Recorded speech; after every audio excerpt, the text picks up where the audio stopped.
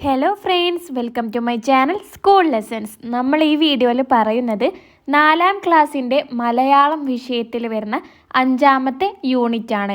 ഇതിൻ്റെ part 1 video നമ്മുടെ ചാനലിൽ ഓൾറെഡി അപ്ലോഡ് ചെയ്തിട്ടുണ്ട്. അത് കാണേണ്ടവർ നമ്മുടെ ചാനലിൻ്റെ പ്ലേലിസ്റ്റിൽ പോയിട്ട് ക്ലാസ് 4 മലയാളം നോക്കിയാൽ കാണാവുന്നതാണ്. മാത്രമല്ല ലിങ്ക് ഞാൻ കമൻറ്റ് ബോക്സിൽ പിൻ ചെയ്തും കൊടുക്കാം. ഇവിടെ നമുക്ക് ഇനി എടുക്കേണ്ടത് പേജ് നമ്പർ 110 മുതലാണ്. സോ നമുക്കിവിടെ പാഠഭാഗം നോക്കാം. ഇവിടെ പറയുകയാണ്, സ്നേഹവും സമഭാവനയുമെല്ലാം നമ്മുടെ സംഭാഷണത്തിൽ കടന്നു വരണം. നമ്മൾ മറ്റുള്ള ആൾക്കാരോട് സംസാരിക്കുമ്പോൾ എന്താണ്, നമ്മൾ നല്ല സ്നേഹത്തോടെ അവരെ യാതൊരു വേർതിരിവും കാണാതെ സമഭാവനയോട് കൂടി എന്ന് പറഞ്ഞാൽ എന്താണ്, സമഭാവന എന്ന് പറഞ്ഞാൽ എല്ലാവരെയും തുല്യരായി കാണാനുള്ള, ജാതിയിലോ മതത്തും കൊണ്ടോ യാതൊരു വ്യത്യാസമില്ലാതെ വലുപ്പ ചെറുപ്പം കൂടാതെ എല്ലാവരെയും തുല്യരായി സമമായി കാണാനുള്ള മനോഭാവമാണ് സമഭാവന എന്ന് പറഞ്ഞാൽ. സോ നമ്മൾ മറ്റുള്ളവരോട് പെരുമാറുമ്പോൾ സംസാരിക്കുമ്പോൾ നല്ല സ്നേഹത്തോടെ വിനയത്തോടെ സമഭാവനയോട് കൂടി ആയിരിക്കണം എന്നാണ്. ഇവിടെ നിങ്ങൾക്ക് ഉറുമ്പിൻ്റെ ചോദ്യത്തിൽ നിന്ന് എന്താണ് സംഭവിക്കുന്നത് നോക്കാം. ഇവിടെ നിങ്ങൾക്കൊരു കാർട്ടൂൺ തന്നിട്ടുണ്ട്. അതിൽ ആനയുടെ പുറത്തൊരു ഉറുമ്പ് ഇരിക്കുന്നുണ്ട്. ഉറുമ്പ് പല ജീവികളോടും പല ചോദ്യങ്ങൾ ചോദിക്കുന്നുണ്ട്. എങ്ങനെയാണ് ഉറുമ്പിൻ്റെ ചോദ്യം ഇവിടെ വരുന്നതാണെന്ന് നോക്കാം. നല്ല സ്നേഹത്തോടെയാണോ ഉറുമ്പ് പെരുമാറുന്നതെന്ന് നമുക്കിവിടെ ഈ ഒരു കാർട്ടൂൺ വായിച്ച് നോക്കാം. ആദ്യത്തെ ചിത്രത്തിൽ നമുക്ക് ആനപ്പുറത്തിരിക്കുന്ന ഒരു ഉറുമ്പിനെ കാണാം. ഉറുമ്പിൻ്റെ ചോദ്യവും അതിനുള്ള മറ്റുള്ള ജീവികളുടെ മറുപടിയുമാണ് ഈ കാർട്ടൂണിൽ പറയുന്നത്. ആദ്യം നമ്മുടെ ഉറുമ്പ് ഒരു തവളയോടാണ് ചോദിക്കുന്നത്, എങ്ങോട്ടാണാവോ ഇങ്ങനെ ചാടി? തവള മറുപടി പറയുന്നുണ്ട്, ചാടി അല്ലാതെ പിന്നെ തുവഞ്ഞു പോണോ? അല്ല പിന്നെ. ഉറുമ്പിൻ്റെ അടുത്ത ചോദ്യം ഒരു മൂങ്ങയോടാണ്, ഈ പറന്നുള്ള പോക്ക് എങ്ങോട്ടാണാവോ? പറന്നല്ലാതെ നീന്തിപ്പോണോ? ഒരു ചോദ്യം കേട്ടില്ലേ എന്നായിരുന്നു മൂങ്ങയുടെ മറുപടി. പിന്നെ അടുത്ത ചോദ്യം പാമ്പിനോടാണ്, ഇഞ്ഞ എങ്ങോട്ടാ രാവിലെ തന്നെ? പാമ്പ് മറുപടി ആയിട്ട് പറയാണ്, ഈ പാവങ്ങളും ജീവിച്ചു പോയിക്കോട്ടെ, അവൻ്റെ ഒരു അഹങ്കാരം. അടുത്തത് ഉറുമ്പ് പറയാണ്, ഒരാളോടും ഒന്നും ചോദിച്ചൂടല്ലോ. ആന പറയാണ്, ഇത് കേട്ട് ഉറുമ്പ് പറയുന്ന കേട്ട് ആന പറയാണ്, കൊടുത്തതേ കിട്ടൂ, വിതച്ചതേ കൊയ്യൂന്ന്. കാരണം ഉറുമ്പ് എല്ലാ ജീവികളോടും അവരെ പരിഹസിച്ചു കൊണ്ടാണ് ചോദിച്ചിട്ടുള്ളത്. ഉറുമ്പിനറിയാം തവളയ്ക്ക് ചാടിയേ പോകാനാവുള്ളൂ, പാമ്പിന് ഇഴഞ്ഞേ പോകാനാവുള്ളൂ എന്നുള്ള കാര്യം ഉറുമ്പിനറിയാം. എന്നിട്ടും അവരെ പരിഹസിക്കുന്ന രൂപത്തിലായിരുന്നു ഉറുമ്പിൻ്റെ ചോദ്യങ്ങൾ. സോ എന്താണ്, ആ ഒരു രീതിയിൽ ഉറുമ്പ് ചോദിച്ചത് കൊണ്ട് അവരും അവർക്കത് ഇഷ്ടപ്പെട്ടില്ല. അതുകൊണ്ട് ആ ഒരു ദേഷ്യത്തോടു കൂടിയുള്ള ആ ഒരു രീതിയിലുള്ള സ്നേഹമില്ലാത്ത ഒരു രീതിയിലുള്ള ഒരു മറുപടി ആയിരുന്നു ആ ജീവികളിൽ നിന്നും ഉണ്ടായത്. ഓക്കെ, ഈ ഒരു കാർട്ടൂണിൻ്റെ ആശയം നിങ്ങൾക്ക് മനസ്സിലായല്ലോ. ഇനി നമുക്ക് താഴെയുള്ള കുറച്ച് ചോദ്യങ്ങൾ വായിക്കാം. ചോദ്യങ്ങളിൽ നിന്ന് ഉറുമ്പിൻ്റെ സ്വഭാവത്തെ പറ്റി എന്തെല്ലാം മനസ്സിലാക്കാൻ കഴിയും? നമ്മൾ പറഞ്ഞുല്ലേ, ഉറുമ്പ് എല്ലാവരെയും പരിഹസിച്ചുകൊണ്ട് എല്ലാവരെയും താഴ്ന്ന് കണ്ടിട്ടായിരുന്നു ഉറുമ്പിൻ്റെ ഒരു ചോദ്യങ്ങൾ. ഉറുമ്പ് ആനപ്പുറത്തിരുന്ന് നല്ല ഗമയിൽ പോവുകയാണല്ലേ, എങ്കിൽ ഉറുമ്പിൻ്റെ താഴെയുള്ള ജീവികളെ ഉറുമ്പ് പരിഹസത്തോടെ ചെറുതായിട്ട് പുച്ഛത്തോടെയാണ് കണ്ടത്. സോ നമുക്ക് ഉത്തരം എഴുതാം. ആനപ്പുറത്ത് ഇരിക്കുന്ന ഉറുമ്പിന് താൻ വലിയ ഉയരത്തിൽ എത്തിയെന്ന അഹങ്കാരമാണ്. തൻ്റെ താഴെ സഞ്ചരിക്കുന്ന മറ്റു ജീവികളെ പരിഹാസത്തോടെയും പുച്ഛത്തോടെയും ആണ് ഉറുമ്പ് നോക്കിക്കാണുന്നത്. മറ്റുള്ളവരെ ചെറുതായി കാണുന്ന മനോഭാവമാണ് ഉറുമ്പിൻ്റേത്. ഇനി നമുക്ക് അടുത്ത ചോദ്യം നോക്കാം. സ്നേഹവും സമഭാവനയും അനുഭവപ്പെടുന്ന തരത്തിൽ സംഭാഷണം മാറ്റി എഴുതി കാർട്ടൂൺ തയ്യാറാക്കൂ. ഇവിടെ ഉറുമ്പും മറ്റുള്ള ജീവികളും തമ്മിലുള്ള സംഭാഷണം നമ്മൾ പറഞ്ഞു എന്താണ്, സ്നേഹത്തോടെയല്ല. നമ്മൾ മറ്റുള്ളവരോട് എങ്ങനെയാണ് പെരുമാറേണ്ടത്, സ്നേഹത്തോടെയും സമഭാവനയോട് കൂടിയുമാണ്. അങ്ങനെ ആ ഒരു രീതിയിലേക്ക് ഈ ഒരു കാർട്ടൂണിനെ നമ്മൾ സംഭാഷണം മാറ്റി എഴുതാനാണ് പറഞ്ഞിട്ടുള്ളത്. നമുക്കിവിടെ തയ്യാറാക്കാം. ആദ്യം ഉറുമ്പ് പറയുകയാണ്, തവളക്കുട്ട വരൂ, ആനപ്പുറത്ത് പോകാം. തവള മറുപടി പറയാണ്, നന്ദി ചെങ്ങാതി. നല്ല സ്നേഹത്തോടു കൂടി ഉറുമ്പ് തവളയെ സഹായിക്കാം എന്നുള്ള രീതിയിലാണല്ലേ പറയുന്നത്. വരൂ ആനപ്പുറത്ത് പോകാം എന്നാണ് പറയുന്നത്. ഇനി അടുത്തത് മൂങ്ങയോട് പറയുകയാണ്, പറന്നു കഷ്ടപ്പെടേണ്ട, വാ ആനപ്പുറത്തിരിക്കാം. മൂങ്ങ മറുപടി ആയിട്ട് പറയാണ്, നീ പോയിക്കോ ചെങ്ങാതി, ഞാൻ അങ്ങോട്ടല്ല. ഇനി അടുത്തത് പാമ്പിനോട് ഉറുമ്പ് പറയുകയാണ്, ഇങ്ങോട്ട് കയറിക്കോ. പാമ്പ് പറയാണ്, വേണ്ട എനിക്ക് പേടിയാണ്. ലാസ്റ്റ് ഉറുമ്പ് പറയാണ്, അവരുടെയൊക്കെ ഒരു കഷ്ടപ്പാട്. ആന പറയാണ്, സാരമില്ല, സഹായിക്കാൻ നമ്മളുണ്ടല്ലോ.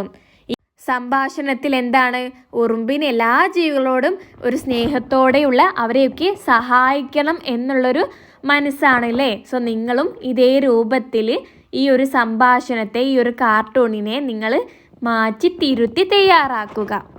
അടുത്ത പേജ് എടുത്തേ.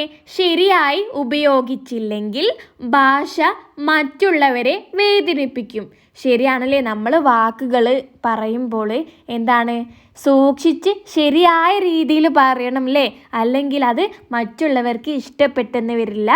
നമ്മുടെ വാക്കുകൾ മറ്റുള്ളവരെ വേദനിപ്പിച്ചെന്നും വരാം. ഇവിടെ നിങ്ങൾക്ക് ഒരു കവിതയാണ് തന്നിട്ടുള്ളത്. കവിതയുടെ പേരെന്താണ്? കള്ളം എന്നാണ്. നമുക്ക് കവിത ചൊല്ലി നോക്കാം. കള്ളം പറയണം, കള്ളം പറയാൻ നമ്മൾ പഠിക്കണം. കൊതിയോടെ കഴിക്കാൻ വെച്ച മധുരം കൂടെപ്പിറപ്പ് ചോദിച്ചാൽ എനിക്കു വേണ്ട എന്ന് കള്ളം പറയണം.